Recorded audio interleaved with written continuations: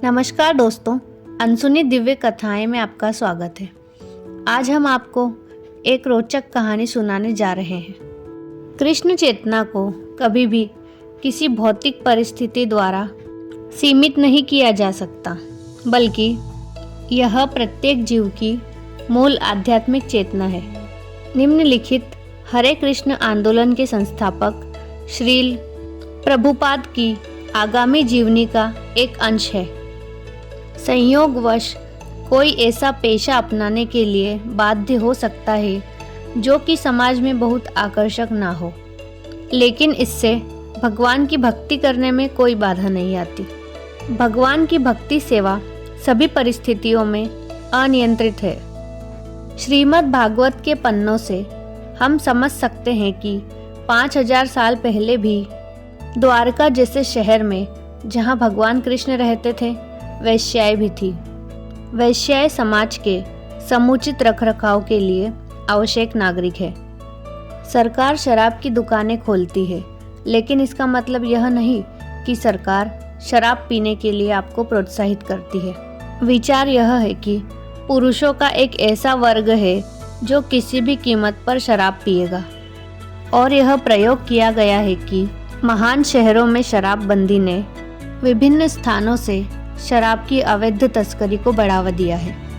इसी प्रकार पुरुषों का एक वर्ग जो घर से संतुष्ट नहीं है, उसे ऐसी रियायतों की आवश्यकता होती है। यदि उनकी वासना को संतुष्ट करने के लिए कोई वेश्या नहीं है, तो ऐसे निम्न वर्ग के पुरुष अन्य महिलाओं को वेश्यावृत्ति के लिए प्रेरित करते हैं। बेहतर है कि वेश्याएं बाजार में उपलब्ध हो, ताकि समाज की पवित्रता बनी रहे। समाज के भीतर थोक वेश्यावृत्ति को बढ़ावा देने से बेहतर है कि वेश्याओं का एक वर्ग बनाए रखा जाए। वास्तविक सुधार सभी लोगों को भगवान के भक्त बनने के लिए प्रबुद्ध करना है, और इससे जीवन के सभी प्रकार के बिगड़ते कारकों पर रोक लगेगी। विष्णु स्वामी वैष्णव संप्रदाय के एक महान आचार्य श्री बिल्व मंगल ठाकुर अपने गृहस्थ जीवन में एक वैश्या से बहुत अधिक आसक्त थे, जो भगवान की भक्त थी। एक रात जब ठाकुर मूसलाधार बारिश और गरज के साथ चिंतामणि के घर आए, तो चिंतामणि यह देखकर आश्चर्यचकित रह गई कि लहरों और पानी से भरी झागदार नदी को पार करने के बाद ठाकुर इतनी भयानक रात में कैसे आ सकते हैं। उन्होंने ठाकुर बिल्व मंगल से कहा कि उनके जैसी तुच्छ महिला के मांस और हड्डी के प्रति उनके आकर्षण का उचित उपयोग किया गया होता, अगर इसे भगवान की परलौकिक सुंदरता के लिए, इस तरह के आकर्षण को प्राप्त करने के लिए भगवान की भक्ति सेवा में बदल दिया जाता। यह ठाकुर के लिए एक महत्वपूर्ण समय था, और एक वेश्या के शब्दों से वे आध्यात्मिक अनुभूति की ओर मुड़ गए।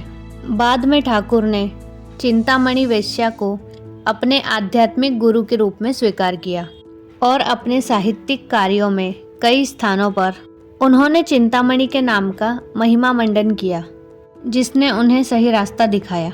भगवद गीता में भगवान इस प्रकार कहते हैं, हे प्रथा के पुत्र, यहाँ तक कि निम्न जन्म वाले चांडाल और जो अविश्वासियों या फिर वैश्याओं के परिवार में पैदा हुए हैं, वे जीवन की पूर्णता प्राप्त करेंगे यदि वे मेरी निष्कलंक भक्ति सेवा का आश्रय है।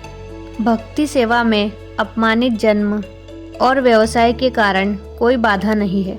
यह मार्ग उन सभी के लिए खुला है जो इसका पालन करने में सहमत है। श्रीमद् भगवत गीता के वर्णन से ऐसा प्रतीत होता है कि द्वारका की वैश्याएं जो भगवान से मिलने के लिए इतनी उत्सुक थी, वे सभी उनकी अनन्य भक्त थी, और इस प्रकार वे सभी भगवत गीता के उपरोक्त कथन के अनुसार मोक्ष के मार्ग पर थे।